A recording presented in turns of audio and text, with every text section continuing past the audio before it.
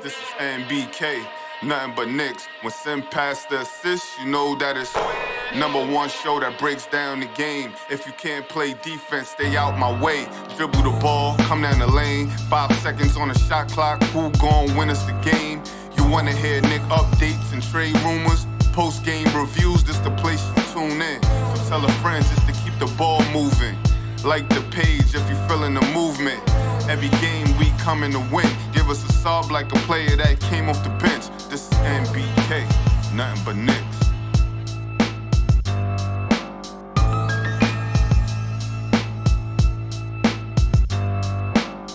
Knicks family, what's poppin'? It's your boy. Ladies and gentlemen, I feel good. I feel really good because the Knicks pulled this one out. They really needed to get this victory tonight, and they did so over the Cleveland Cavaliers. Wasn't easy, but they got it, and I'm satisfied about that. I got my man Tony Crow in the building. We're going to go ahead and break this one down.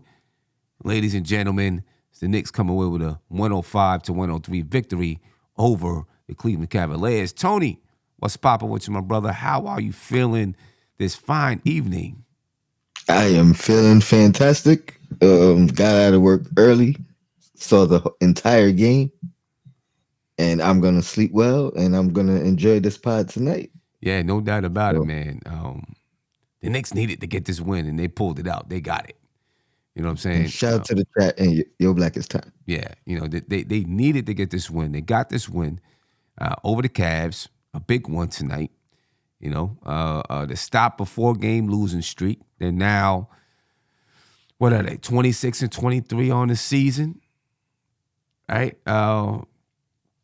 And they still got a lot of work to do, but this is a good start, right? The first thing that I'll say, and I think last night on the Queen's Court, Big Freezy, Uncle Freezy, right? Big Freezy, Uncle Freezy, whatever you want to call him.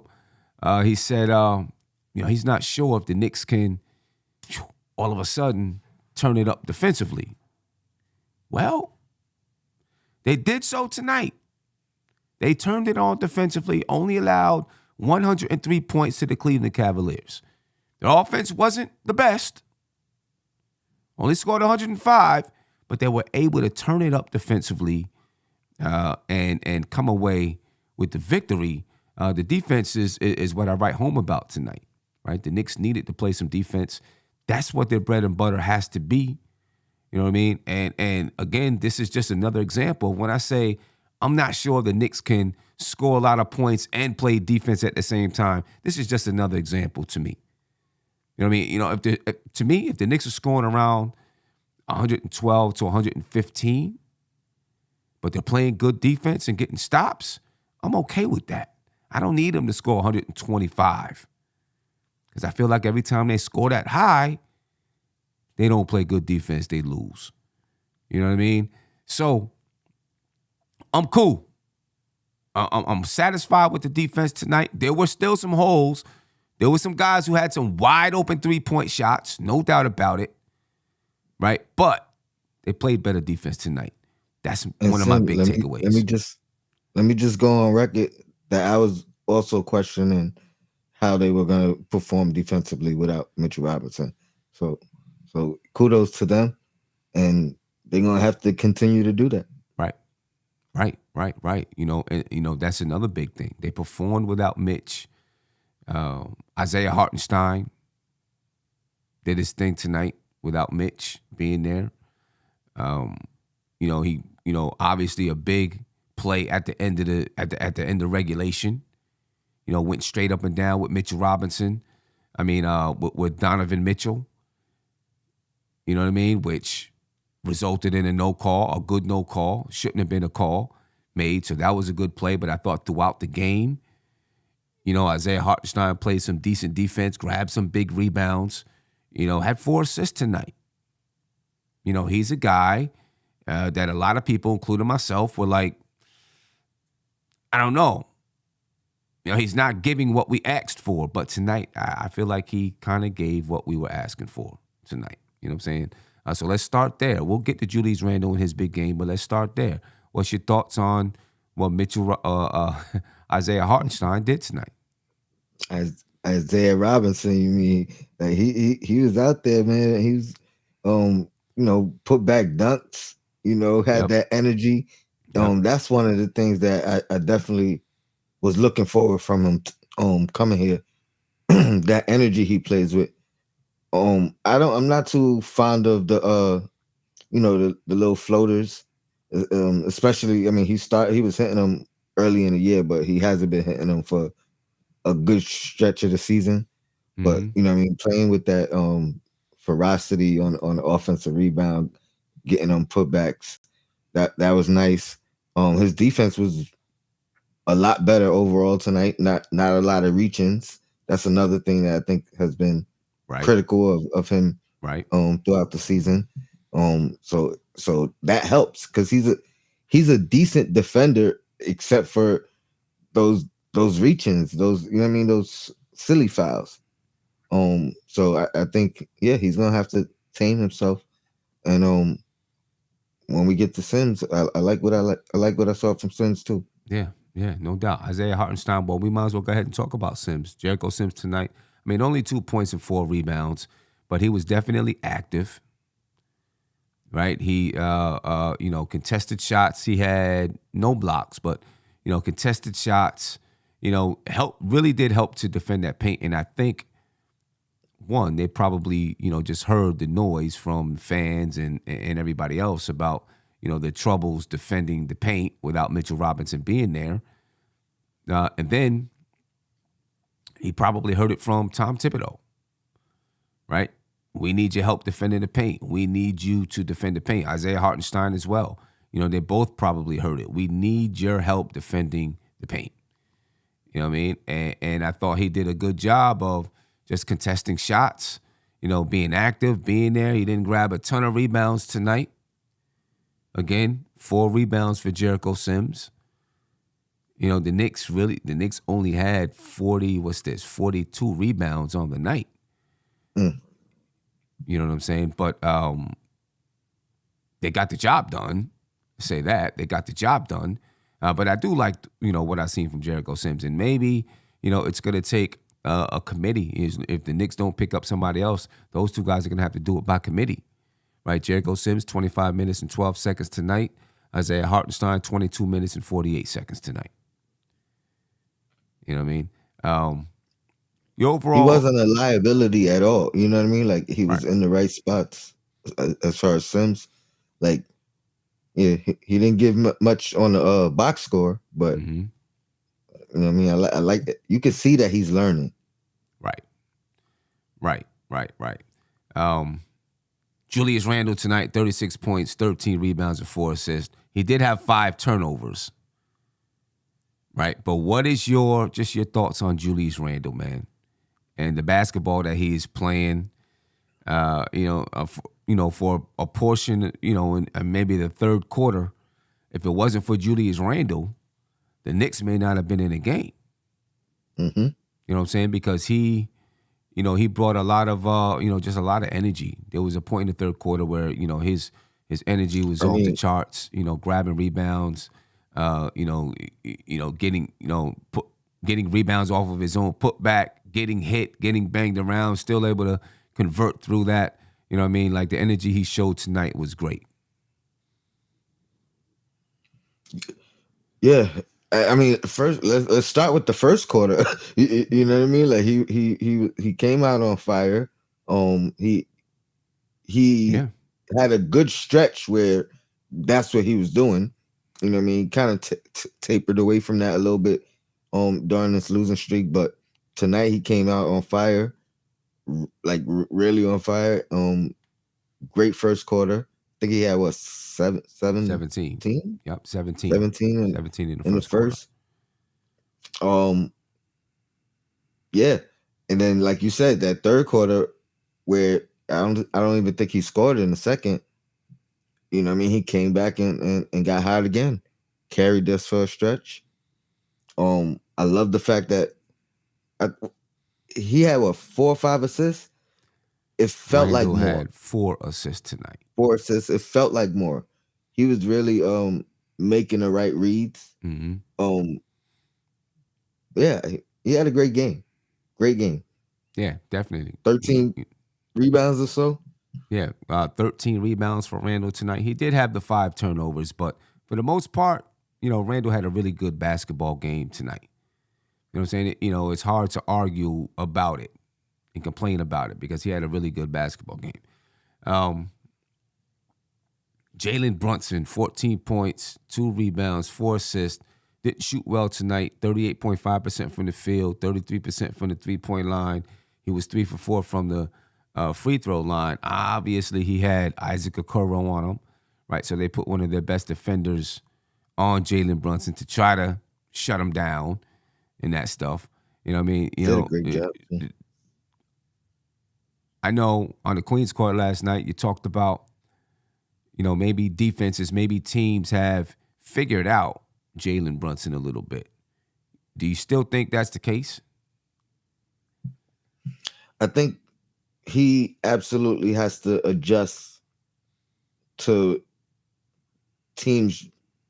I think teams have adjusted to how they're going to guard him, what they're going to do, schemes and in that nature, as opposed to just playing him however they were in the beginning of the season. So I do still agree with that, but I think Brunson just has to readjust. You know what I mean? Like kind of figure out his counter, similar to what Randall had to go through in a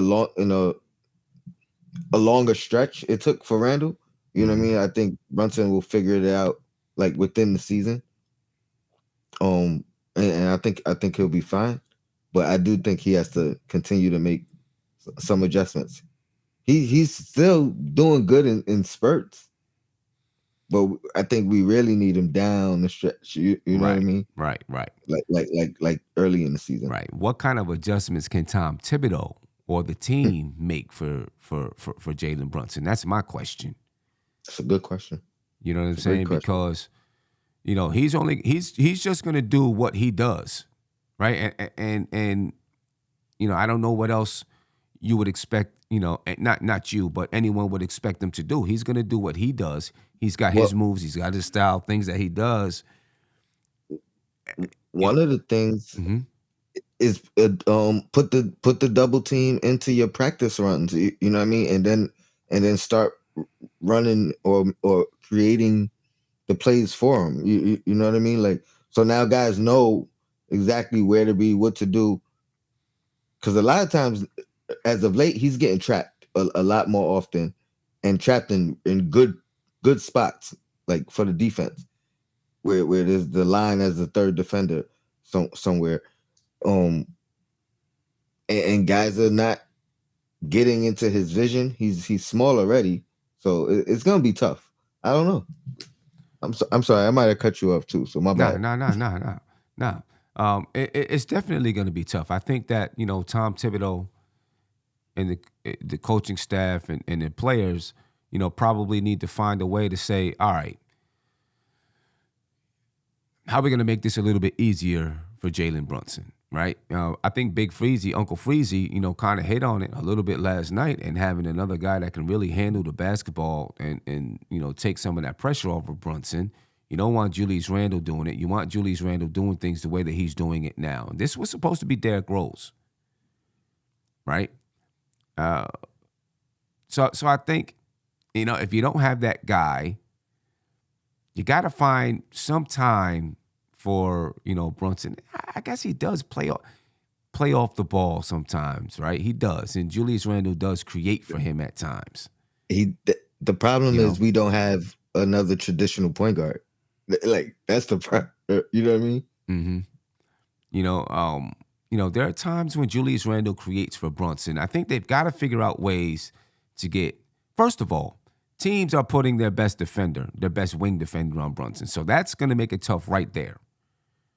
Right? And then, he's getting more double teams trapped out top, up top, and in order to really cut that off, your guys got to make those open looks, and the ball's got to swing, right? So if Brunson is trapped out top and he gets it to Randall. If Randall's open, you shoot it, you knock it down, right? If you're not open, you got to swing it to the next guy and then swing it to the next guy and make the defense have to scramble. And if you're swinging it and knocking it down, then the defense is going to say, you know what, we got to get out of this because they're knocking it down. You know what I'm saying? Now you kind of got to pick your poison. You understand what I'm saying? A lot of times, I don't know if either the ball doesn't swing or guys aren't knocking the shots down. You know, tonight the Knicks they shot good from three, 51.5% from the three-point line. They were efficient all the way around tonight. You know what I mean? Not that free throw line, though. Yeah, not the free throw line, though. That's right. 66.7% from the free throw line. It's a good thing the game didn't come down to free throws. You know what I'm saying? It's a good thing. Do you attribute that free throw line to guys being tired? I mean, that's the most logical thing. The only other thing that I would lean towards it not being true is, you know, it's a mental thing. Because I brought it up honestly after Brunson missed those free throws, those game winners. Right. And like that same night, like I hope it don't just like mess with him. And ever since then, you know what I mean? He's been a little shaky from the line. Nah, he has. No doubt about it. You know He's what been I a little mean? shaky. And so, I mean, I think he'll readjust because even ever since then, he's had, you know, 30-something in a row or however many in a row. He's been on those stretches where he hasn't missed one. Right. And then Clyde says something and then he misses. Clyde, but before I get to the caller, you know, Clyde, you know, sometimes he's a little off his game. You know what I'm saying? Tonight, you know, I think it was either quickly or Brunson bounced pass to Quentin Grimes. And he was like, alley-oop? I was like, wait a minute, what you talking about? Then he said something else tonight that I was like, nah, Clyde, you're a little bit off. You know what I'm saying? A little bit off every once in a while, but that's okay. We can take it. That's Clyde Frazier. I mean, Clyde might have saw the oop. Maybe he thought, maybe he was thinking it like, oop. oh, maybe he was thinking it oop. And then he was like, oh, you did the bounce pass. Yeah, maybe he was thinking it oop. He said something the other day too that I was like, what's up, Clyde? Like, you know what though? He be saying it too. He be saying I'm off my game a little. You know what I mean? Yeah. I'm getting old. Right. So he knows going on. Now on. let me get you a phone call real quick. All right. Caller, you live, man. Tell me your name and where you're from, please. Sim, Tony Crow. I'm too old for this, man. I'm getting too old for these games. Hey, man, you better get used to it, brother. Get used to it. They're going to be around for a while. I mean, you started your show saying you feel really good, and I thought this was the biggest win.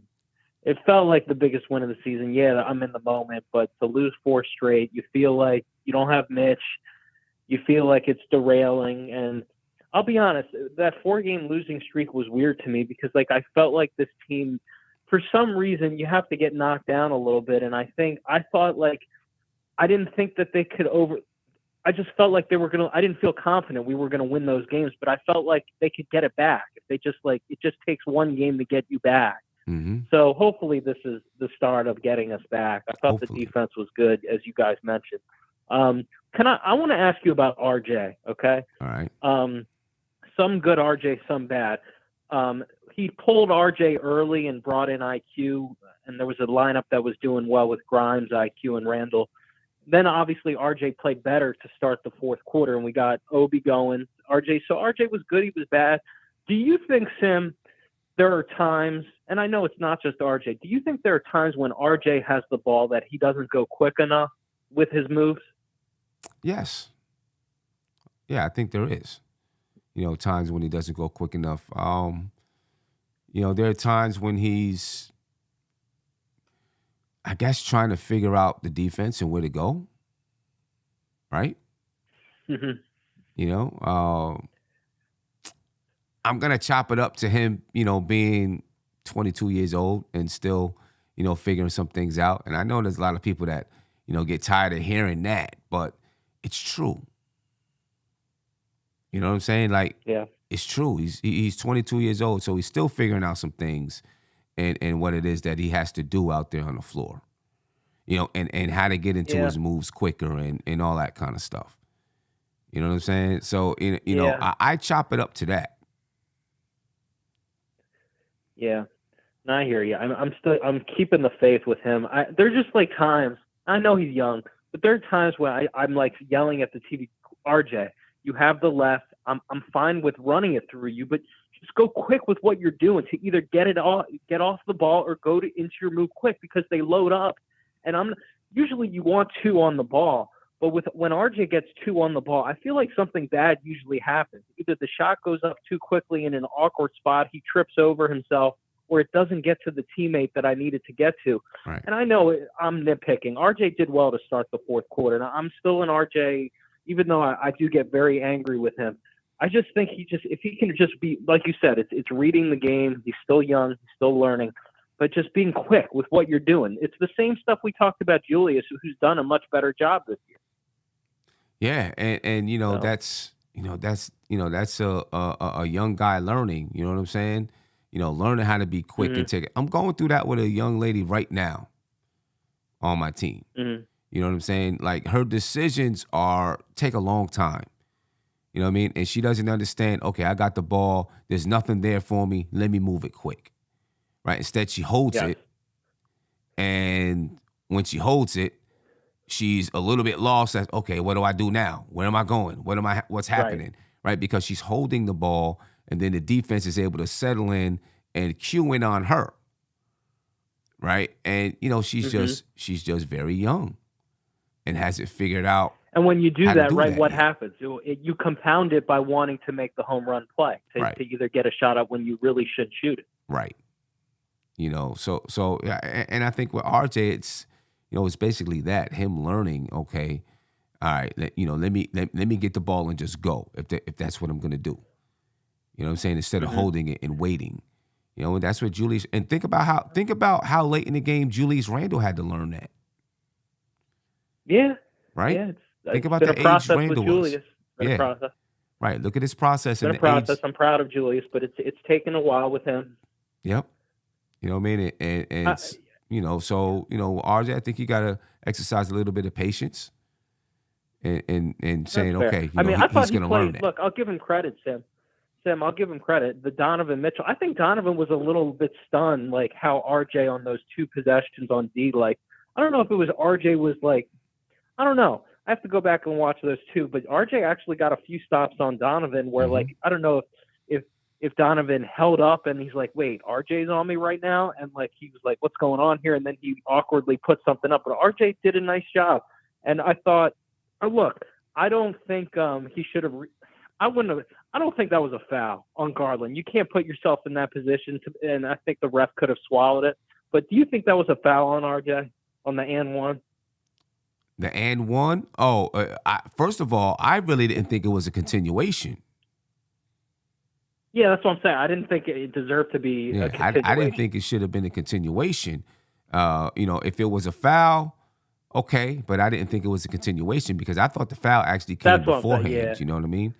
That's right. I was mad at RJ because, like, you can't put yourself, but I didn't think that was fair. That like, were you going nuts that they counted that? Yeah, I was. I was hot. I was like, come on, man. They're calling garbage right now.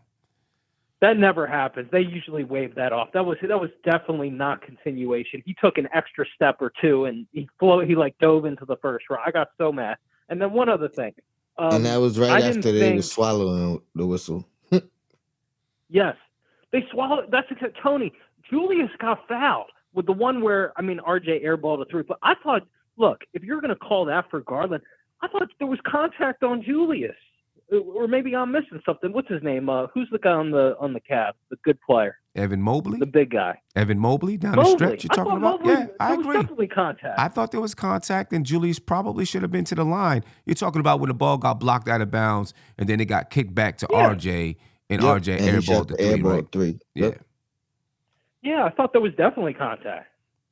Yeah, I thought there was contact on it, too. It's hard because, all right, I think Mike Breen in the last game read it out, kind of read what the rule was, right? When the Knicks lost to the Raptors And RJ Barrett probably should have been to the line, right, when he got that dunk to send the game to overtime or whatever. Right. And he should have been to the line. And there was a shoulder. One of the Raptors players' hand was on RJ Barrett's shoulder. And the ruling said that the foul didn't impede the speed or movement of the arm or whatever. So it was a correct non-call. Some BS. I don't exactly. Yeah. To me, that's I don't dumb. like that. That's crazy to Yeah, me. that's Like dumb. if I you mean, get that's hit, not it's bad a foul. about I don't care what the rule book says. If you're fouled, if there's contact, it's a foul. Right, I don't because care. You know what that is? That's the Shaq rule. That's the Shaq rule. But see, that ends up hurting guys like Julius Randle. It Because does. It Julius does. Randle is strong and he's big. And so sometimes a guy's going to bump him and it's not going to impede his progress or the speed or whatever it is. It doesn't mean he wasn't fouled. That doesn't make sense to me. The same Just thing like with LeBron over Yep. the years. exactly. That's just Like LeBron gets fouled a ton, but A they ton, don't call it yeah. on some just because he's so strong. right. And just like tonight, like there's a lot of little quirks in the rules that I don't like.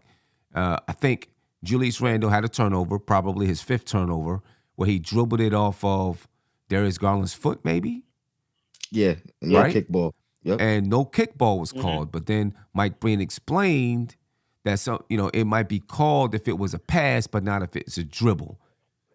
That doesn't make sense to me either, because now, if that's actually the rule, and the guy's dribbling, just put your foot out there. Yeah, and I've seen it called Yeah, that's weird. on the Yeah, So what he should have said is I don't know. whether it was intentional or not. But I've seen it called on both sides, where the guy actually puts his foot out and kicks the ball. You know what I mean? Or you know what I mean? Impedes the dribble. And I've seen it where it's the offensive player's fault and they still call kickball. yeah. Yeah, I mean, look, it evens out. Like, I thought there was one play to be fair. To be fair about it, I think Randall did get away with a little bit. I think there was another play on an offensive rebound. He got an and one. He did kind of throw Garland with his right hand. So it evens out. I mean, like, I agree with you. They do not, because he's stronger than other people. There are times where he should get calls that he doesn't get because they quote unquote don't think it's effective. It's not fair, but it is what it is. But he played good defense on the last play. That's what you want to do with Donovan, really, is your best chance is to not let him kill you with the 3, make him put the ball on the floor and pray that you get the rim protection. So Right. Julius did a very good job. I'm proud of him. Yeah. And Sim, look, Obi, I'm going to give Obi a little love because Obi made all of his big-time buckets when he got a chance. He gave us energy. Obi Toppin played well tonight. And so, He did. look, He did, no it's doubt. a start. We just got to build off of this because our schedule, we got Boston and then we got, I think, Brooklyn. Yeah. I want to win one of the next 2. I'd love to win both of them, but we got to at least split with the next 2. Right. But this was good, Sim.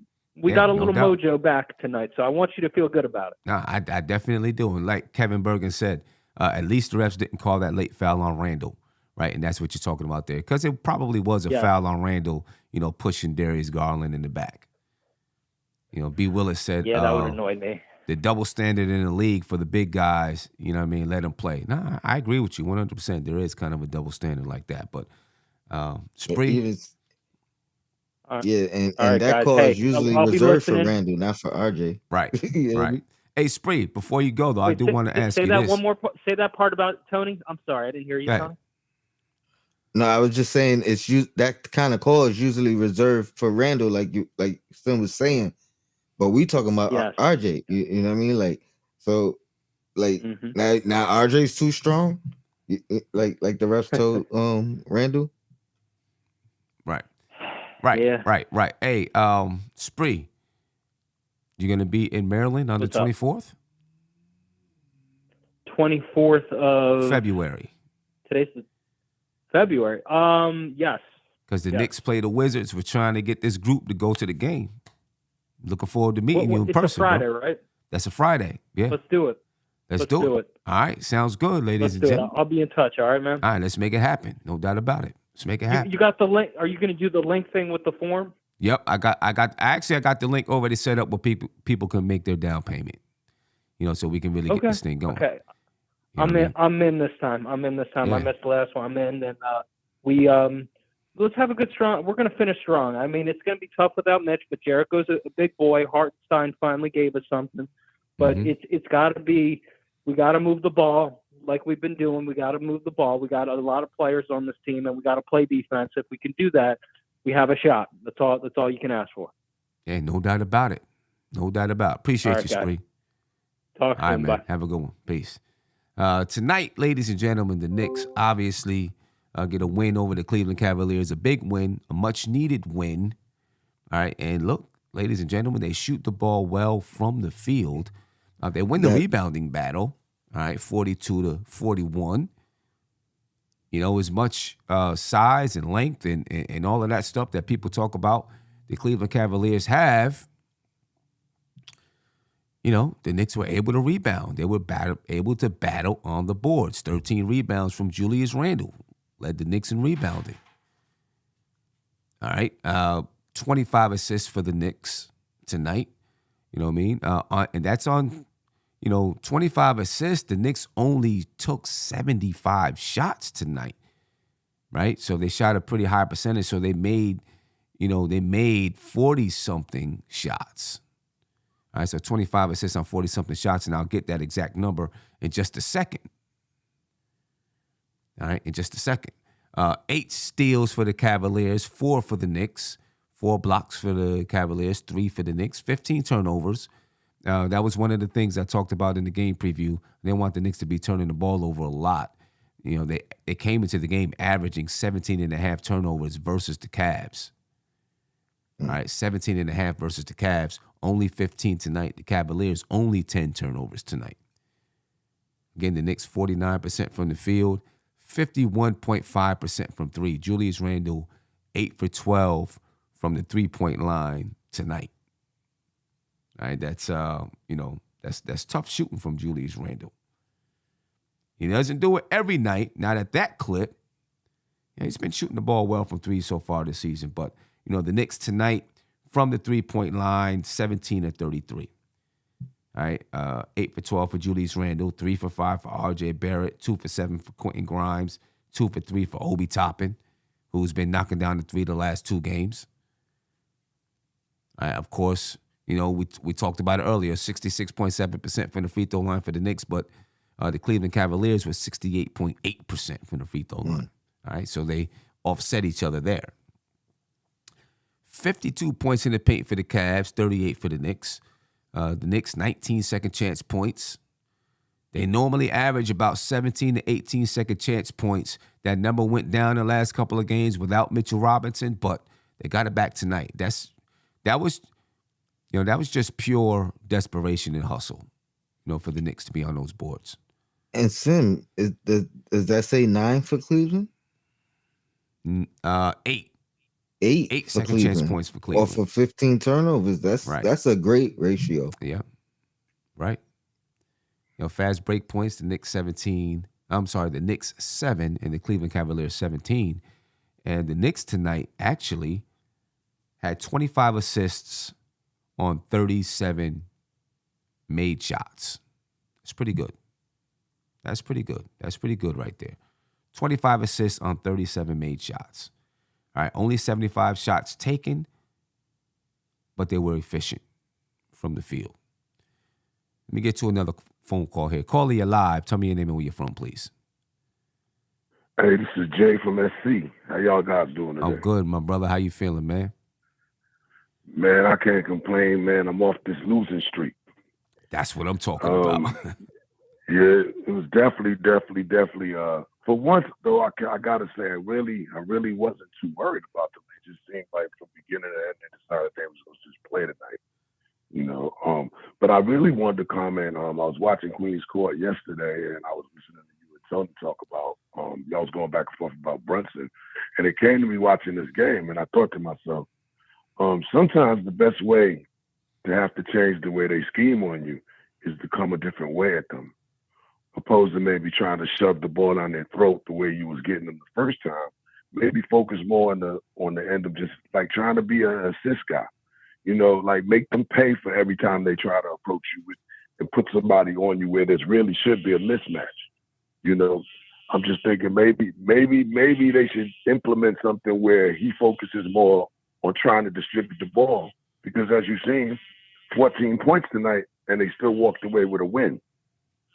So I think sometimes you got to throw them off of what they're game planning against you with, opposed to just letting them come every night. We keep trying to shove them down the middle and get them all in the lanes, and they're just going to keep putting these big bodies on them. Maybe he should just focus more on distributing. But for that to work, guys got to knock down their shots. Right. You know, right. Because the more they knock down shots, the more they're going to back up off of him and have to focus on other people. Right. You know, so just a thought I was having when I was watching y'all yesterday. Yeah, and you know, that could help relieve the pressure for a little bit and for a little while. And then, you know, okay, so he's breaking down, he's distributing, facilitating, because we've seen games where he's not shooting well, where he had double-digit assists. So we know he can do it. Right? We know he can do it. You know, that could be something. Few games he's distributing, getting everybody else involved, and then when it comes time, you know, he takes over and starts scoring the ball. And he'll probably still get his numbers. You know what I'm saying? That's definitely I believe he would. Especially in the fourth when you really want him, because if the whole game they've been chasing him around and the whole game he's been dishing to Barrett, to Grimes, to everybody else, at some point, things become habit. You start to get used to that as a defense. You start to say, oh, here he comes. He's not going to shoot this time. Right. And when you get into those fourth quarter situations, you can start to put the defense into a guessing situation. Right. Where it's like he's been passing. They've been knocking him down. Is he going to pass this time, or is he going to burn me this time? And I think you start to tend to get them off balance, and I think that's where he's become even more dangerous. Yeah. So, you know, it's just because when I heard Tony say that, I said, you know, I thought about it too, and I said, well, to me, he's too smart to where I say, oh, they're just shutting him down. I just think sometimes you play into people's hands, you know, and if you just keep coming down the court, and yeah, you got a nice mid-range game, but we can kind of slow that down with putting somebody bigger on you. But if you start coming in there and acting like you're going to do that, start dishing out to other people. But like I said, that's all going to come down to the fact that guys got to knock down their shots. Like tonight, people were hitting their shots. If he could do that on nights where they hit them shots, it'll start making defenses second guess. Mm-hmm. Which is all you need him to do with somebody like Brunson, because he scores in a split second. So that's all he needs is for you to think about it. And he could either score or distribute, but I think he definitely needs to focus more on getting those assist numbers back up. That's when he was most dangerous, when he was getting those 6, 7 assists a game. You know, his offense was working better for him because he was at least dishing. Where now it seems like he's kind of pressing. I don't know. I heard a friend of mine was saying he thinks it's the All-Star game, like he really wants to get to that All-Star game. But I was saying, no, I don't think Brunson really thinks like that, because he always seems to win or lose. Team first. Especially when they lose, he always takes it on himself. Right. It's always team so to first me, with Brunson. He seems like he'd rather win than anything else. Right. You know, so, but just a thought I had, you know. But you guys are doing a great job, man. I'm going to try to catch y'all on Thursday, man. We need to get all three. We keep talking this 1 out of 2 out of 1 and 1 out of 2. We need to get them all. Nah, because I'm with you. We not do. going to get no easier. It's not going to. You keep talking about that schedule, Sam. I wasn't even thinking about it that way, and now you got me nervous. The schedule over and over. I was like, man, I started sweating. I said, hold on, did he just say? And I said, and then before I could say that, you went back over it again. I said, hold on, this dude just said we are running a gauntlet right now. Man, that schedule, the schedule is tough, man. It's brutal. It's brutal. It's brutal. You know, I mean, even if we was a top contender, it's brutal. Exactly. You know, right. I don't even see how we drew that schedule, seeing that we didn't even make the playoffs last year. Right. Like between the referees and whoever's making these schedules, they definitely don't like us. You know, because you kept mentioning it like over the past couple of times I've seen you on. You always go back to that schedule. Yeah, and, man. you know, you was like, yeah, you know, they might want to win when we lost that first one. You was like, we might want to win. We lost the second one. You was like, we might want to win. By the third loss, you was like basically saying, we got to win. Right. Then you started going over that schedule, and I was like, hold on. man, he's on to something. This is one thing I can say. If they come out of this, and I ain't gonna say 500, I'm gonna say out of these next 10 games, if they could get six, maybe 7 of them, I think that's a turning point for them.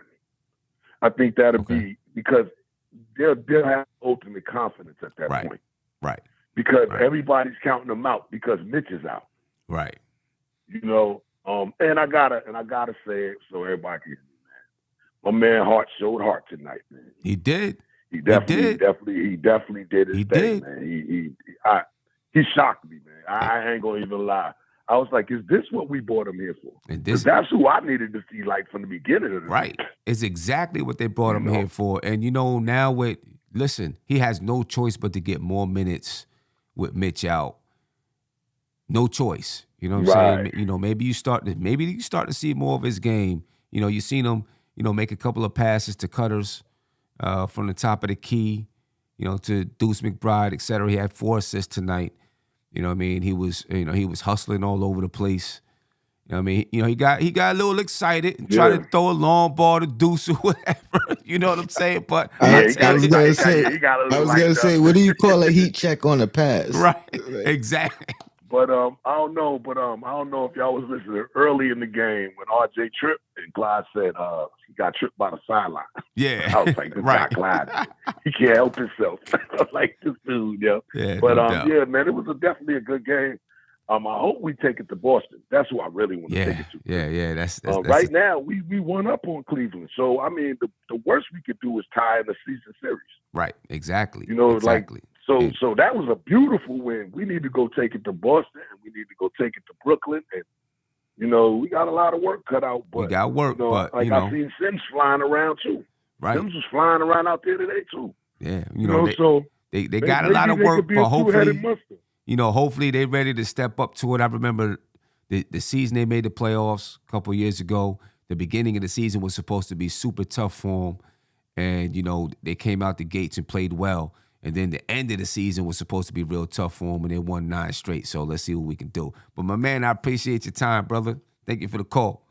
Anytime, man. Y'all keep putting out that dialogue, man. No doubt about it. You stay up, Tony. I'll be watching you too. Appreciate you, bro.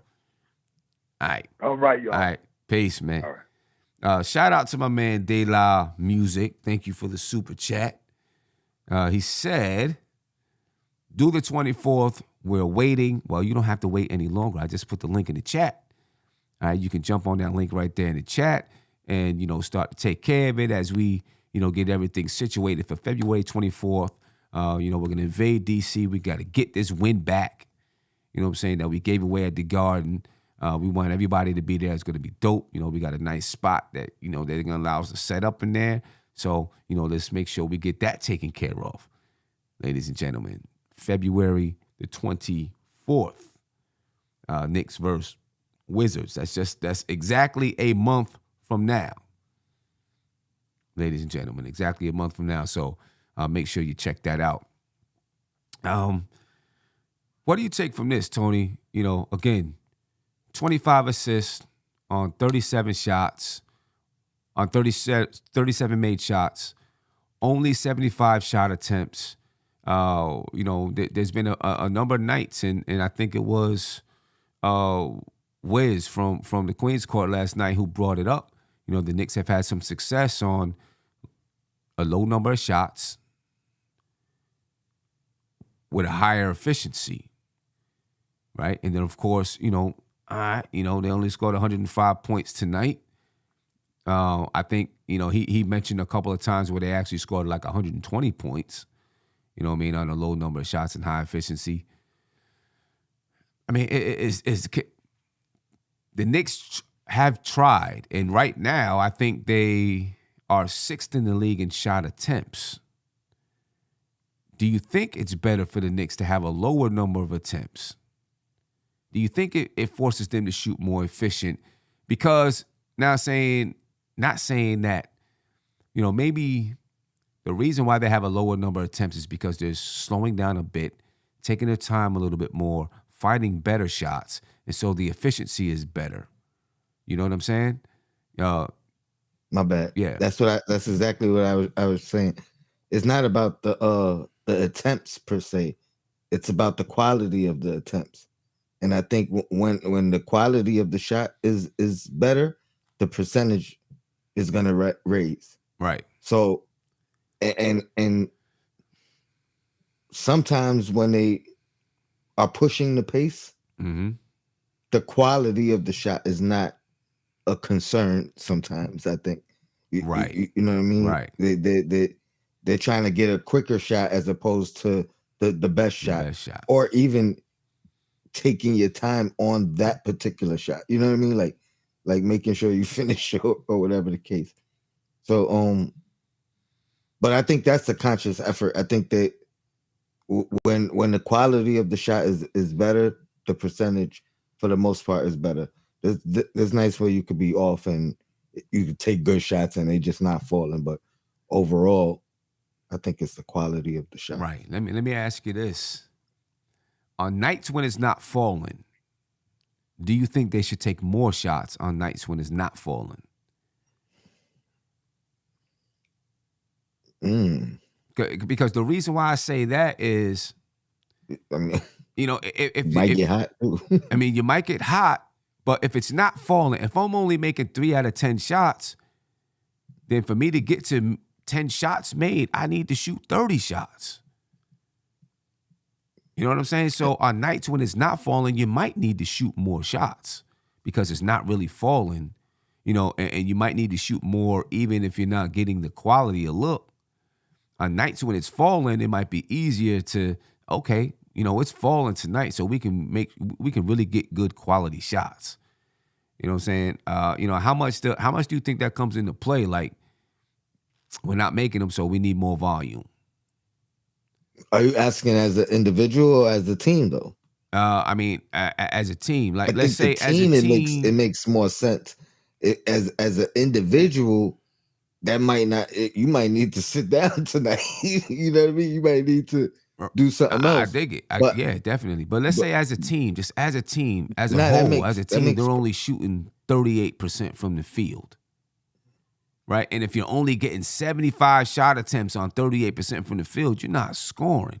So at this point, you might tell your team, we got to push the pace, get more shots up. Right? You could push the pace, but you're gonna have to do other things, security, rebounding. You know what I mean? You're gonna have to do other things. Great, but yeah, Yeah. that makes perfect sense because Yeah. you'll never reach. You'll never, like, even if you getting stops, you still gonna need more shots if you're not shooting well, Right. because you'll never catch up if you down. Right. And this is why I think some people maybe get upset with Tom Thibodeau. Right, because there's little things like that I feel people are like, he doesn't make those kind of adjustments. You know what I'm saying? We're shooting well. We can slow it down, make sure we're playing good defense, get good shots. Oh, we're not shooting well. Maybe we need to speed up the pace a little bit, try to attack the rim a little bit more, because we need to get volume tonight. You know what I'm saying? That's why I think maybe people get a little bit upset with Tibbs. And Jay Williams in the chat, he says you always want to take good shots regardless. We're not saying just chuck them up and throw them up. At least, you know what I mean. Like, you're right. You always got to take a good shot regardless. But pushing the pace and taking a good shot, it's going to take a little more focus too. Right. You know what I mean? Like. And now, I mean, I agree with Jay Williams. You always want to take good shots, but sometimes you gotta push the pace and get a higher number of shots up if you're not hitting. I think, you know what I mean. It just makes sense to me that you got to do that sometimes. Or a better way to say, you still don't want to take bad shots. You still don't want to take bad shots. The problem is when you're pushing the pace. If you're trying to push and get up more shots, you end up taking some bad shots. That happens. You know what I'm saying? Because you're pushing that pace, trying to get those shots up, and inevitably some of those shots are going to look forced and look bad. And then, it becomes a cycle too, because now it looks like, man, why, they just forcing shots up. They're not even trying to get good shots, but you might be in a situation where you ain't hitting shots and you got to try to get better shots. It becomes, chicken And and if egg you really race. focus and you getting them rebounds, you know what I mean? Like you get 3-4 possessions in one, you know what I mean, in one play basically, because you keep getting that quick shot, Right. getting that rebound. You know what I mean? We've seen it happen. When it happens to you, you know what I mean, as a fan, you like, "Yeah, what? Like, just get the Right. rebound." Just get the rebound. Yeah. Yeah, no doubt. Well, hey, let's listen to Tom Thibodeau, ladies and gentlemen. All right. See what he's got to say about tonight's game. And then we'll talk about that. We'll keep some notes, talk about that, break that one down. This is Tom Thibodeau on tonight's game, folks. Last time you guys played Cleveland, you here at the Garden, you won by 11. McBride and Quickly were great against Garland and Mitchell. Feels like again tonight, Donovan just 9-24 from the field. Was that the game plan tonight to shut those guards down? Or the idea was to try to make them work. They're so gifted and talented. Sometimes it works out. Like they also miss some shots that they normally make. They're a real good team, and they're tough to match up with. So it's almost, you blocked him 3 times in a row at the end. I think RJ got him, and then Isaiah got him twice.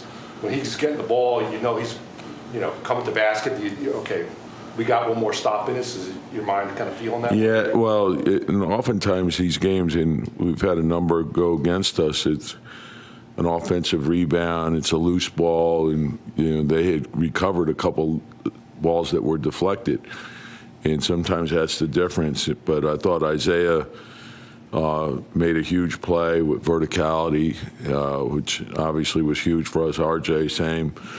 And then we had a number of guys. I thought our bench was terrific tonight. The start of the fourth quarter was huge for us. Another phenomenal game by Julius. Talk about that, but also talk about the contributions that Isaiah made defensively, especially on the boards. Yeah, in Julius' monster game, I think it set the tone for us in the first quarter. I think he had 17 in the first quarter. So his rebounding has been off the charts the last 15, 20 games. So that part is huge also. But our bench was really, really good tonight. And the start of the fourth quarter, I think we had Deuce was in there, Quick, Isaiah, Obi, and RJ and Quentin were rotating in depending on who they had in. But they gave us a real big lift there. Hey, Tom, so that's what I was going to ask with RJ in that fourth quarter. Obviously, Quickly was in. You guys played great. Was that because of who RJ, I saw you with Quentin on Donovan, or was that because of the matchups, or was that more part matchup with those starters when RJ was yeah. You really liked what you saw from that group? Part matchups, part how the game was going, and we were trying to give RJ a break, and then we got on a little bit of a run there, so we went a little bit longer with it. But those guys are going to, I want to try to keep them fresh, so we're going to rotate them around. Overall, how much did you need this win after losing 4 in a row coming in? Yeah, and that's the thing. It's like you got to keep fighting, and you got to fight the good fight. So sometimes you fall short, and then you got to work your way out of it. It's you work your way out of things together. You can't do it by yourself. So sometimes the ball goes your way, sometimes it doesn't. But come in, be consistent, play with urgency, and then they don't stop. We can't feel too good about it. We got to go to Boston tomorrow, and we got to get ready for them. You had the early start, Julius, with the 4 or 5 threes in the first quarter, and then maybe only hit one the next couple of quarters. Did he change the way he was playing, or? No, I don't think he did. I think sometimes, like when you make that many, there's going to be a heightened awareness to him. So if that's the shot that's there, take it. If not, drive it, make a play, read the game. And, that's what we wanted him to do. But I think when he gets hot like that, that he's getting a lot of attention, and sometimes we can just play off of that. And he got into double figures, back-to-back games for the first time since the beginning of November. What have you seen? Yeah, I like his aggressiveness. I think, he's doing a good job. He's mixing it up too. He's not settling. He's driving the ball. He's running the floor. He's shooting the open three. So there's the versatility to it. So want him to continue to build off that. It looks like his rhythm is coming back around. Regarding Obi in those settings, sorry, last quick one. It feels like he really has been taking guys off the dribble, and Fred's asked you about Quinn being super great at that, but is that something you've kind of empowered him or encouraged him to do? Yeah, it's something that he's done, and he's sort of, I don't know, maybe it got away from it a little bit, but he did it last year. He did it well in college, and he's very, super quick and can change direction and get the shot off, and I like the way he's attacking the basket. I think when he goes to the basket like that, good stuff's going to happen. I don't know if you addressed this already, but Isaiah was just saying that when he sees that last play coming at him, he's got you in his head. Verticality. It was terrific. Just, a monster play by him, and he played a super game all around. So that was huge, and I thought our bench was terrific.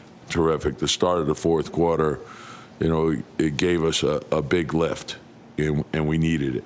How the first half on Sunday the bench played well, and now tonight probably played well all of its minutes. How important is that bench? Huge, and I mentioned it earlier. The bench was playing really well prior to, RJ got hurt, then Obi got hurt, and then we haven't found our rhythm. And now I think we're starting to find that rhythm again with them. These last two, Obi scored now double figures in both, and he was aggressive tonight, even kind of making a few plays off the dribble. What have you just thought of what he's given you the last two games? Are you on load management? What do you mean? No, I just answered the crowd. I was just messing with you. I loved his aggressiveness. He's mixing it up too. He's not settling. So it's some drives to the basket. It's running the floor. It's shooting the open three. But his aggressiveness has been huge. And you're right. Like in the Toronto game, our bench played very well in the first half. We didn't play well to start the fourth, but tonight we played both stretches, played very, very well. And Isaiah played a terrific all-around game, first, second half, everything. Isaiah was saying that I guess Achilles was bothering early in the last week or so. He kind of feels physically better. Do you see that difference in him? Yeah, it's something that he's had and he's dealt with, and I think he's an expert on his body. Our medical people have done a really good job working with him as well. But when he's moving like he is right now, he's terrific. Jumping in right here, the guards. Load management. I started that way before everybody else. The guards defensively, was that one of the big differences tonight for you guys? Yeah, hey, look, Garland and Mitchell, they're a load to deal with on every possession. And so you want to try to make them work as much as you can. Some of it was, they missed some shots that they normally make. But I thought that to have the fortitude to continue to work, you're going to get screened a million times. And they're clever, they're shifty off the dribble. They change speeds, they change direction, so it's like herky-jerky. So your body balance is huge. And, I like the discipline that we had. And, they worked throughout the game, and, we were fortunate at the end. You sound like the minutes police with media tonight. Yeah, I'm watching you guys closely. But, Julius had the 8 threes, but also just seemed to then switch it up and take it real strong inside. And I like that, like we talked about, I thought Julius set the tone at the start, the first quarter. Very, very aggressive, 17 points. And they were off. He shot the right shots, he shot the three, good rhythm. And RJ made a couple really good plays off the dribble where he found him, and Julius was moving very well without the ball. So I think that was huge for us. But it also, we played from the lead, and that was huge as well. And then throughout the game, now obviously when you hit threes like he did, there's going to be more awareness. He's not going to have the space, and then when they're up on him and they're closing harder, put it down and go by people, and that's what he did. So I thought he read the game really well, and we needed every bit of it. A couple second chance baskets for him too, I think. Yeah, well, his rebounding has gone through the roof. So we need him obviously to continue to do that. But the last 20 games or so is really, really, really strong. Tom, did you guys need a game like this? Not just a win, but a strong 48 minutes against a good team. Well, we need every win we can get. But just for your, but and it's also like it's navigating a season. So obviously we fell short 4 games in a row, and the last 2 games going into the fourth quarter, we're in position to win, and we didn't do enough things to win the game. So then how do you get the urgency to get that done and not to get discouraged, to just get more determined? And okay, we gotta make this go our way. And so that's what I like. That I like the fight in the team. I like the urgency that we had. And oftentimes these games, they come down to, an offensive rebound, a loose ball, a deflection, and that's the difference sometimes between winning and losing. And that's why everything does matter. All the little things matter. You have a lot of younger guys on this team, and I'm wondering, is it when you're talking about those little things and making the improvements under the harsh glare of the spotlight playing for this team, is that something you have to talk to them about, or is that? Yeah, and I love our young guys. Our young guys have been phenomenal. And sometimes we fall short, but they're great workers. They study, they come in, they try to do the right thing every day. And when you have those type of guys, they're going to improve. And so a big part of learning is trial and error. We have to go through it. So sometimes when we make a mistake or it's not perfect, come in the next day, concentrate, correct it, move forward, get ready for the next one. But our young guys they've improved quite a bit. And even you start to look at, RJ's young, Mitch is young, and they've gotten a lot better. So just keep concentrating on the improvement. Everyone put the team first. And we know we got a long way to go. Yep. All right, ladies and gentlemen. Everyone good? Thank you. All right. That was Tom Thibodeau, ladies and gentlemen. Tony, I think the first thing I want to take away from there is the play of the bench, right? And shout out to my man Jovan Green for becoming an NBK member, ladies and gentlemen. Becoming an NBK member, one, it supports the channel, so we definitely appreciate that. And then this just a few perks to go along with it. We haven't put out as many videos to members as possible, but we'll be picking that up in the near future. But you also get first dibs on getting tickets and events and activities that goes on with NBK. Maybe even get a chance to get onto the show, first dibs, to do things like that. So we appreciate you members. Thank you very much. Tony, the bench, right? The Knicks got good production from the bench tonight, I think. And that's been an area of concern for the Knicks over the last, for a while now, is the bench, right? Better production from the bench tonight. Not outstanding or production or, miraculous production or whatever word you want to use, but good enough production from the bench tonight. All right, from the bench tonight, Emmanuel Quickly had 9. Miles McBride had 3. Isaiah Hartenstein had 4 points, 9 rebounds, and 4 assists for Isaiah Hartenstein as well. Obi Toppin had 11. So, that's 27 points from the bench. 14, 15, 18 rebounds from the bench. You have 10, 13 assists from the bench tonight.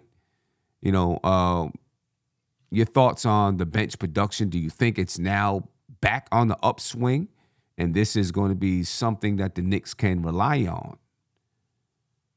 I think for the most part, we know we're going to get at least like 10 points from Quickly. Anywhere around there. I think Obi, if he's hitting a 3, we probably going to get 2 or 3 of them a night when he's hitting them.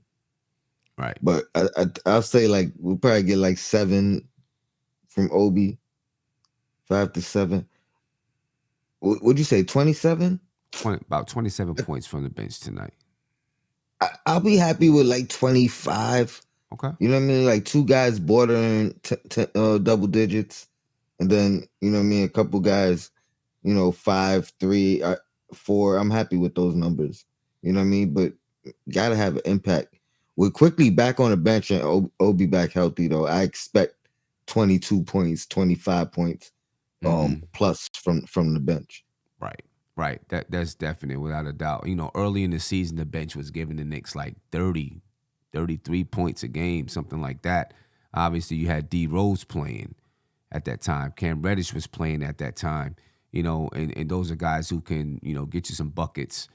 Those guys aren't playing. The bench has a little bit more of a defensive type of a mindset now. So you're really relying on Obi and Emmanuel quickly to get your points from that bench. What's your take on, Obi the last couple of games? 14 points versus Toronto, 11 points tonight. Is he back? Is he back in shape, ready to battle? Not only do I think he's back, but I think he's figured out. If I could get me a 5 or 6-0 run on my own every every second quarter and every fourth quarter, I could get my 10 points a night. You know what I mean? Right. And he's been doing that. He's been having his own individual 5 to 6 point runs. Yeah. 10 minutes and 22 seconds tonight for Obi. Right, 11 points in 10 minutes. If he continues to produce like that, his minutes will go up.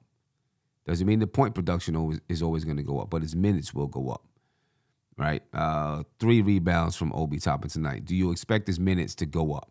10 minutes tonight for Obi. Julius Randle had 37 minutes. Do you expect his minutes to go up anywhere? It's gonna be tough right now, to be honest. Like, number one, if Randle is continuing to play the way he's playing, Randle's minutes is not going to change. But even in this stretch of games that's coming up, I think it's a trust factor. You know what I mean? Like it's a and it's probably more on the defensive end. I don't know how much. I don't think it's gonna go up more than 2-3 minutes. So, are we losing production by his points, by his minutes not going up? Do you think? And when I say losing production, I'm saying are we? Or should I say, are we not maximizing the most of our power forward position if his minutes don't go up? Or do you think the way it is now, we are maximizing? Because when you look at it, tonight, 11 points from Obi, 32 from Julius Randle. That's 43 points from that power forward spot. I think if he's giving us 12 minutes and they 12 good minutes, it's less likely that he's going to have any moments or many moments where he's a defensive liability. You know what I mean? Like, because there's nights he can come out, he could rebound the ball well too. We've seen that. There's nights he could be on scoring. The defense is where it's very far and few in between, where he's, you know what I mean? Like, he's super engaged. Right. Nah, I dig it. I get it. Big shout out to Jay Beckton. He said, would it be outlandish to try Obi at the 3?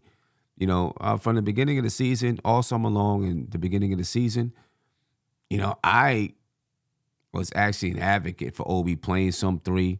Let Julius Randle stay at, not Obi at the 3, Randle at the 3, and Obi playing some 4 with them 2 out there together.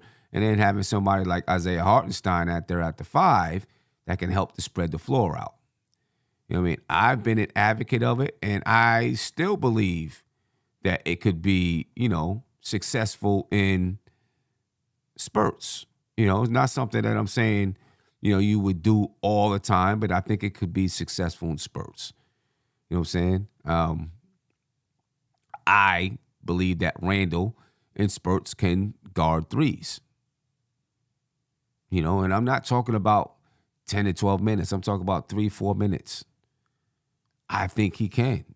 You know what I'm saying? And we've all seen Randall, I think, step up when it's time for him to play good defense on a guard or a wing or whatever and be successful in doing it. So I don't think it's out of the question that he could do that for, 3 to 4 minute stretch. What do you think about that, Tony? I like the idea. I think we'll only see it out of a desperation type, or a necessity type situation, and then maybe if it works, we'll see it again. But because I don't see why Tibbs wouldn't have even tried that already. And that's another. I mean, I'm not one of the big people that knock Tibbs, but and maybe this you a coach. Do you ever use matchups based off of who's who's on the other team, or are you always trying to make them adjust to what you're doing? I mean, it's hard, right? Because like with me, I basically get a new team every single year, right? I have returning players, but I'm always getting new players, so I've kind of got to, figure out what I'm doing every single season. But for the most part, once we figure out our lineups, I stick with what I have. But this is because I'm in high school. And with high school players, as soon as you switch up one thing, they all get confused. Right? They get confused and they no longer know what they're doing. You know what I mean? And they get lost. So, I try to stay as consistent as possible. You know what I'm saying? Honestly. From warm-ups to the way that we end the game and go into the locker room and everything. Like, I stay as consistent as possible because one change and they get confused. So I basically stay with what I do. You know what I'm saying? And then during the game, I'll make some adjustments during the game. Now, I do a lot of scouting and we look at players and we figure out, okay, how are we going to defend this player based on who we have in the game? And if I have to, I might make a quick substitution. You know what I'm saying? But I try to keep things the same as much as possible because we'll get confused real quick. I'm laughing over here because I'm thinking I can hear Tibbs saying the same thing. What do you mean, kids? Right. I change one thing, they get confused over here too. Yeah, right. I mean, shoo. You know what I'm saying? Like all of a sudden, everything goes out the window. Everything we ever, they don't know where they're at on defense no more, nothing, because it is one thing that we had to change. So I try to stay consistent. And shout out my guy, Delusional Knicks Fans Network. Go check out his channel as well. No doubt. He says, you lose easy buckets and 3-point shooting. He's referring to Obi. Obi and not giving him the extended minutes or whatever. But I mean, the 3-point shooting, he's on right now. You know what I mean? Like, right. But we all know it's either UFO, you know what I mean? What Queen said, the Larry Bird commercial, or it's good. So and then is he saying? Are you saying by not playing Obi more minutes, we're losing 3-point shooting and easy buckets? Okay, that's what he's saying. Okay. And the easy buckets part, I mean, if we getting them easy buckets, somebody else is getting that rebound because he's not. You know what I mean? On those leak outs. So I think it's it's a catch-22. But like you said, Sim, if he's playing the 3, that might open more opportunities for them leak outs. Because you got Randall, who's a good rebounder. You got Hartenstein, who's a good rebounder. So he may have that opportunity, right. Actually. Because like on the defensive side, it's still going to be Randall rebounding the ball. You know what I mean? Just because he's playing the 3 doesn't mean, you're going to change the matchup on the defensive side.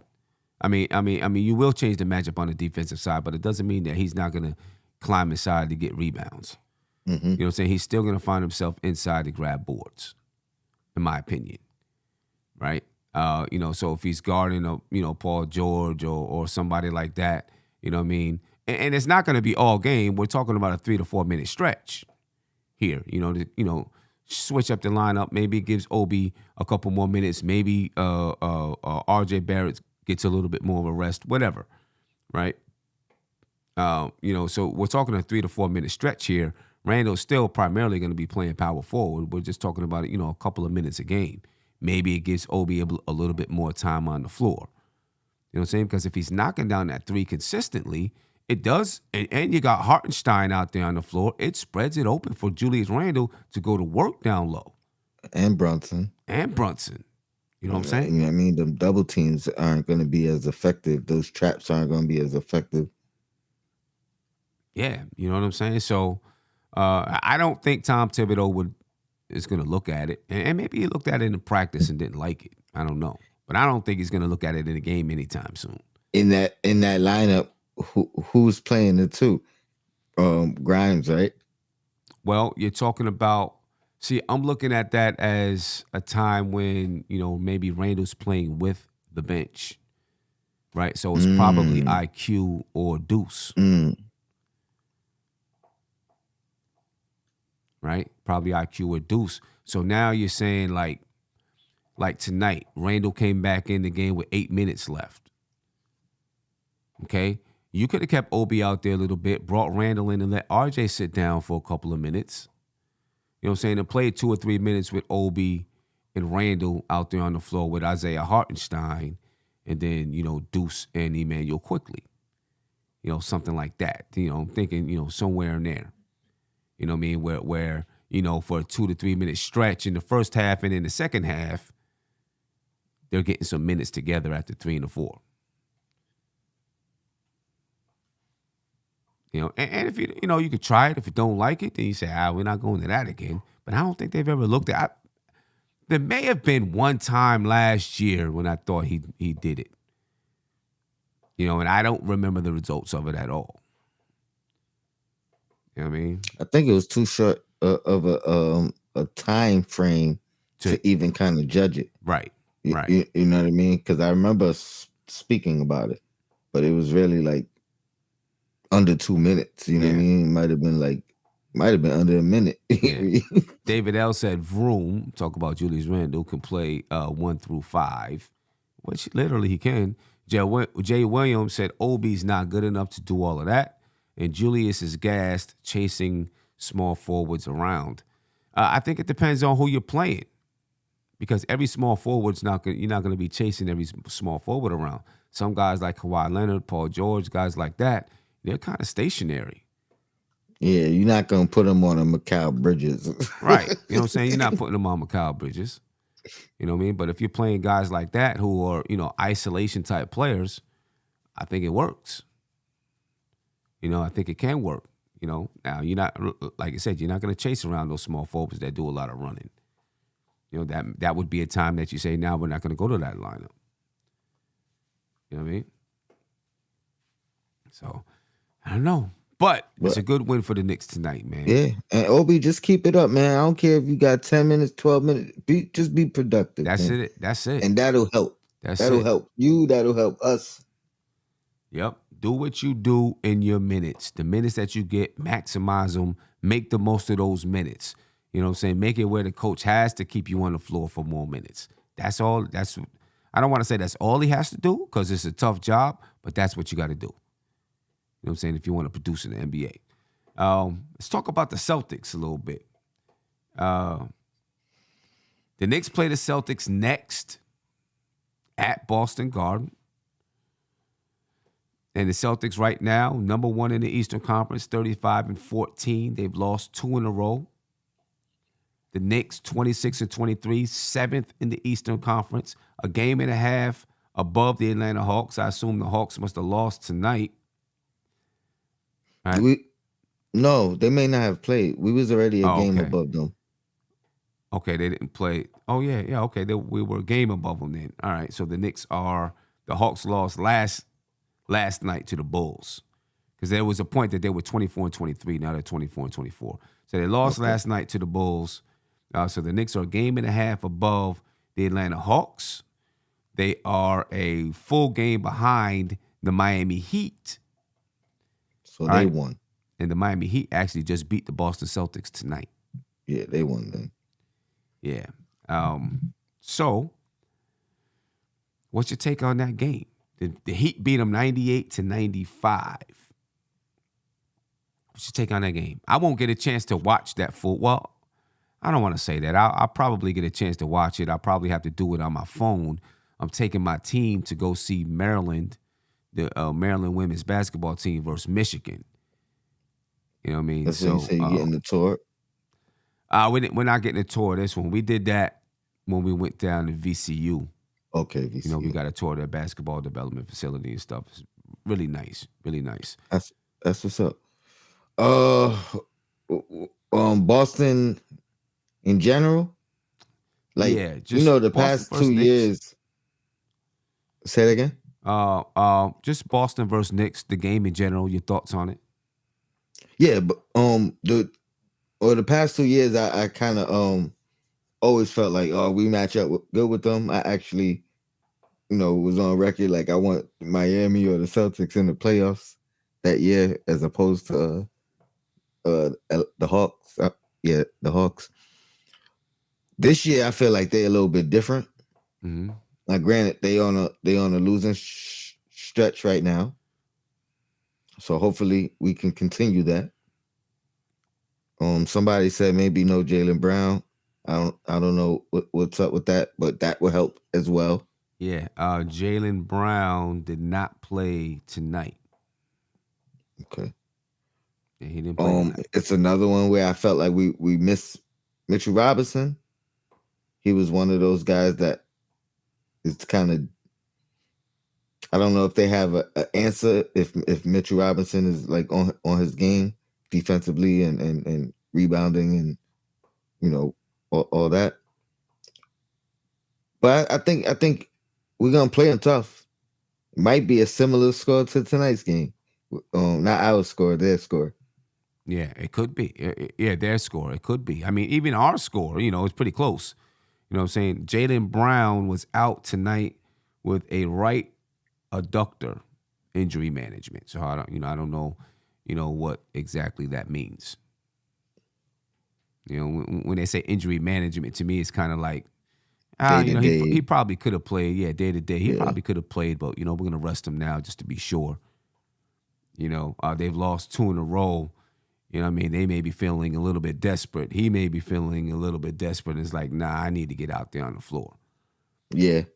I mean, hopefully if he's playing through some pain. Right. Marcus Smart was out tonight with a right ankle sprain. Al Horford was out.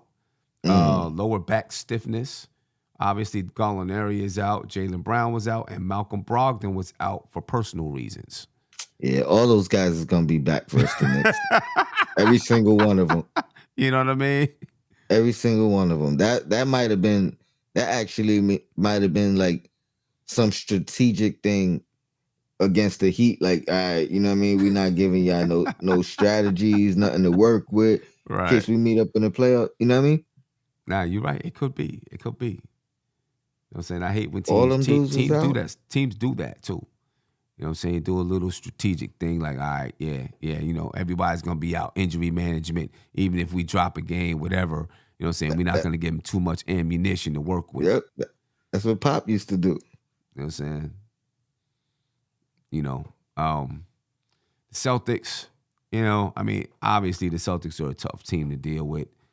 Even if they have all those injuries, they're a tough team to deal with. You know what I'm saying? There's so many weapons out there on the floor.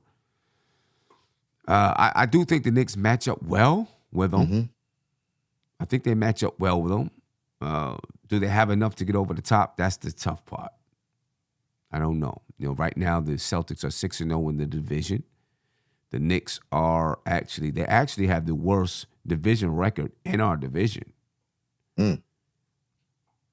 Okay. Right now in the Atlantic Division, the Knicks are 2-6. Well, I guess they don't have the worst division record. I guess that's the Toronto Raptors. Because they're 4-9, the Knicks are 2-6. So they've lost. They've got a 5-loss differential between the win and loss record. The Knicks a 4-point loss differential, 4.4 game differential between the win and loss record. So, the Celtics are 6-0. Say what? The Celtics are 6-0 in the division. Oh. Yeah, they've beaten everyone in the division that they've played so far. So. Oh wow. Yeah.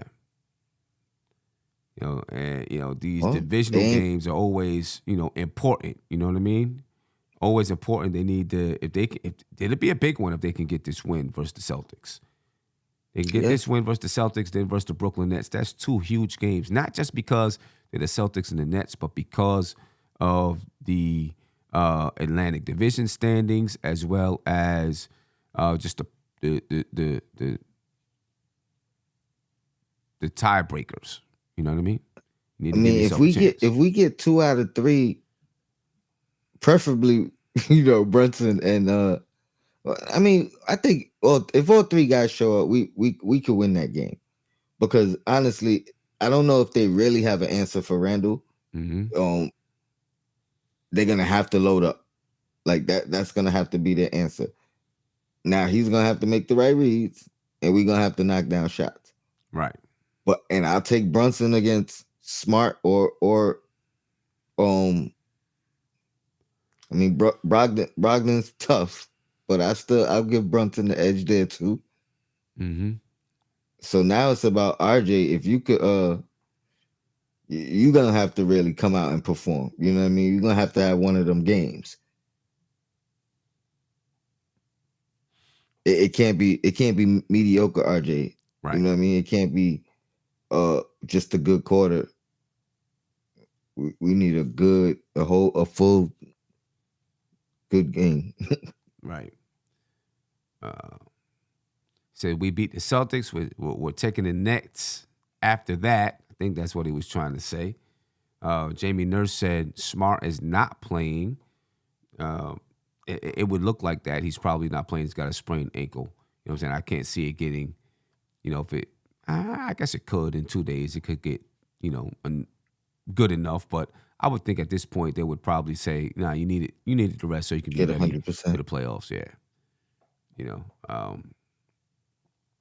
Raymel Leonard said Brown might not play, but Horford and Smart will. So we'll find out when the everybody saying something. We'll find out when the official report comes out. You know what I'm saying? Anyway, that's gonna be a tough one. I mean, the Knicks versus Celtics, that's gonna be a tough one right there. But I do think the Knicks can get it. Delusional Knicks fan said it's a TV game as well, so they'll play. That makes sense, right? It's a TV game, so they're like, hey, just like you said, Tony, hey, all you guys sit right now because we play the Knicks on TNT, ESPN, whatever it is, and the NBA wants you guys to show up for that game. Your money depends on it. We at the Garden? We home? No, we're in Boston Garden.